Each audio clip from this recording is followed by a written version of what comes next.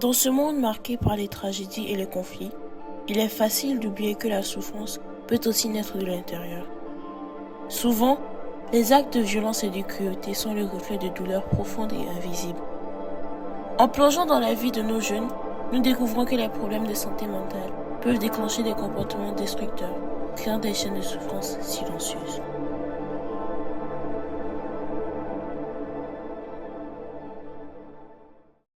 Derrière les murs de cette école, des histoires de souffrance silencieuses se déroulent. Plongeons d'abord dans le monde de Gilani, où chaque journée est une bataille entre l'obscurité du harcèlement. Gilani, souvent la cible des autres, encaisse les attaques de ses harceleurs sans broncher. Gilani souffre en silence. Chaque insulte, chaque coup le pousse un peu plus dans les ténèbres. Il cherche une échappatoire, même si elle est destructrice.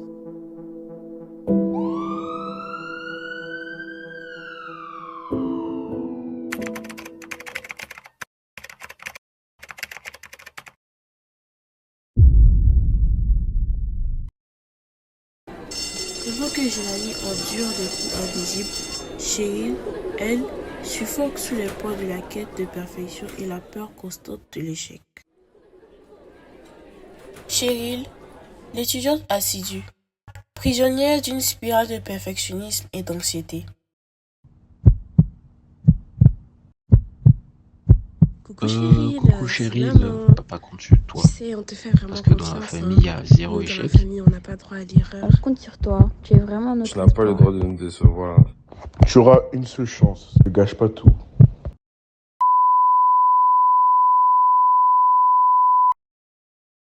Cheryl se bat contre une peur constante de l'échec.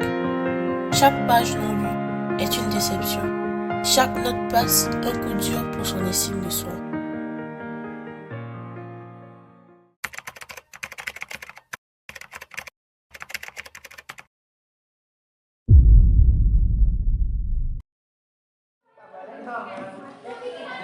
Inaya, une présence discrète dans un monde qui semble ne pas la voir. Elle est négligée par sa famille et par le reste du monde par la même occasion.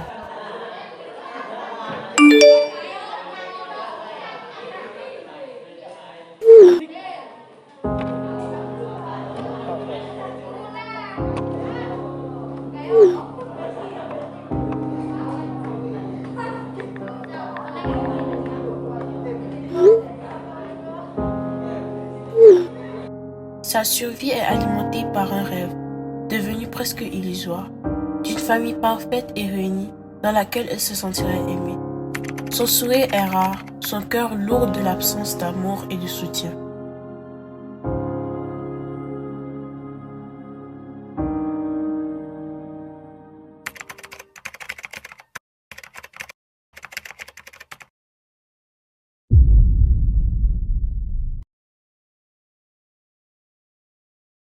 Dans cet univers de souffrance, il y a Mathieu devenu bourreau, manipulant et contrôlant pour dissimuler ses propres insécurités.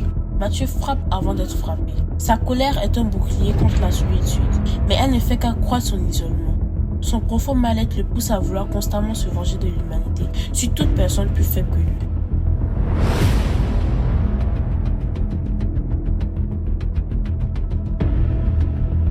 Son influence est une ombre menaçante qui pousse les autres à harceler et isoler.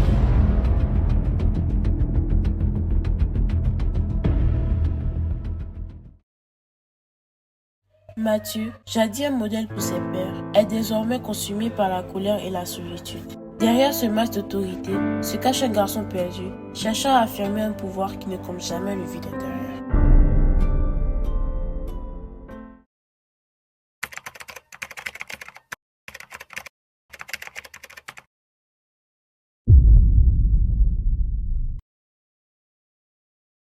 Et puis, il y a Maya, dont l'isolement et les troubles alimentaires sont une réponse silencieuse à un monde devenu illusoire. Maya, toujours à l'écart, cherche un refuge de son regard. Complexée par son apparence, elle lutte silencieusement avec la nourriture, tentant désespérément de se conformer aux standards de beauté dans un monde où elle se sent impuissante.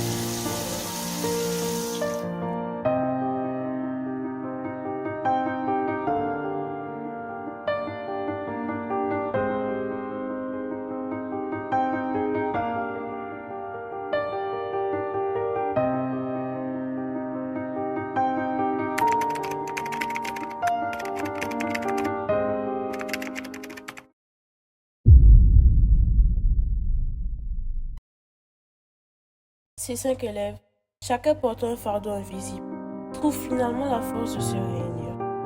Ensemble, ils décident de faire face à leurs démons. En écrivant leur douleur sur du papier et en les déchirant, ils choisissent de se pardonner et de se libérer. Nous devons écouter les silences qui ont pour aider à guérir.